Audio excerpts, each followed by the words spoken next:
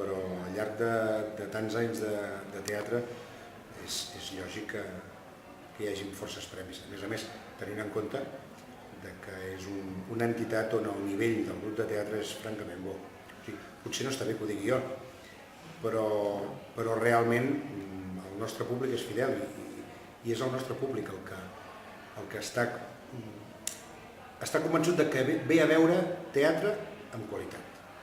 Se surt una miqueta d'aquell tòpic mal dit, el teatre d'aficionadets o el teatre de parròquia.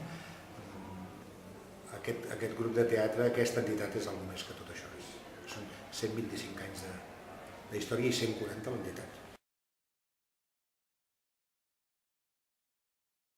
O sigui, l'objectiu del teatre amateur és passar-s'ho bé. És a dir, una persona que sigui aficionada al teatre, que vingui al teatre a assajar i estigui patint i no disfruti, això és negatiu.